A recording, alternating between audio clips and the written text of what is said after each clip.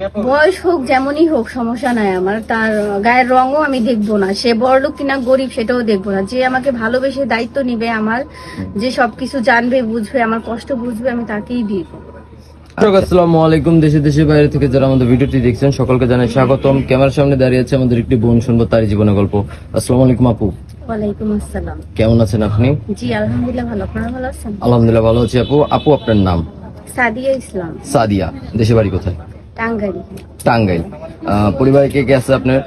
মা বাবা ভাই বোন সবাই আছে, কিন্তু কেউ থেকেও নেই, কেউ কোনো সাপোর্ট করে না। ফ্যামিলি কোনো সাপোর্ট নেই আপনার উপরে? আচ্ছা, আপনার কি আগে বিয়ে হয়েছিল? জি বিয়ে হয়েছিল। তো সংসারটা টিকলো না কেন? সেটা অনেক কাহিনী ভাইয়া, এই ভিডিওতে এত কিছু বলা যাবে না। যে আমার জীবন সঙ্গী হবে বা যে আমাকে মানে পছন্দ করবে, আমি তাকেই শুধু এই গল্পটা বলবো। ও, যে আপনার হাতটা ধরবে, বিয়ে করবে, তার এই আপনার জীবন গল্পটা বলতে চান? আচ্ছা আপু, তো এখন কিরকম মনে পাত্র চাচ্ছেন? তার বয়সটা কিরকম হতে হবে? আচ্ছা আপু, তার কি বয়স যদি 40-45 হলে সমস্যা আছে কোনো?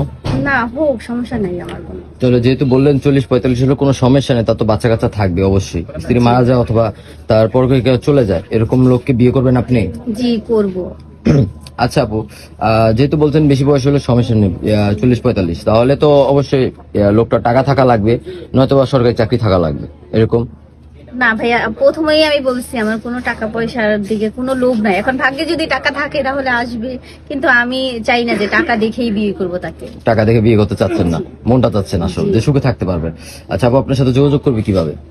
অবশ্যই আপনাদের মাধ্যমে, আমাদের কোনো যোগাযোগের মাধ্যম নেই।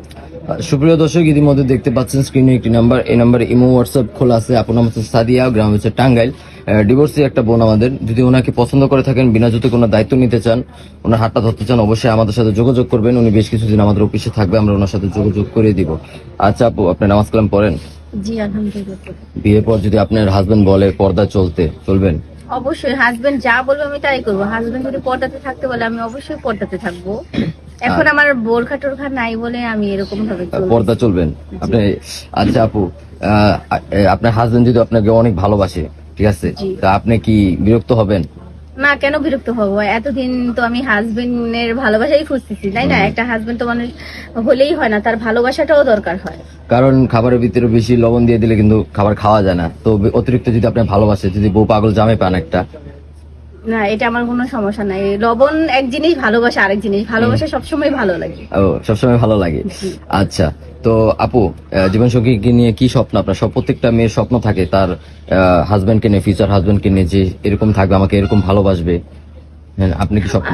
আমার এরকম কোনো স্বপ্ন নাই যে কোথাও যেতে হবে বা কিছু একটা করে। জীবনে এতটুকুই মানে ইচ্ছা আছে যে মানে ভালোবাসার মানুষকে নিয়ে একবার হলেও হজ করবেন।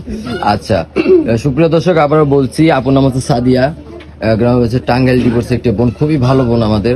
ওনাকে যদি বিয়ে করতে চান, অবশ্যই আমাদের সাথে যোগাযোগ করবেন স্ক্রিনে দেওয়ার নাম্বারে। ওনার একটা ছবি স্ক্রিনশট মেরে আমাদের ইমো বা হোয়াটসঅ্যাপে পাঠিয়ে দিবেন, আমরা ওনার সাথে যোগাযোগ করিয়ে দিব। আপু ভালো থাকবেন, আসসালামু আলাইকুম।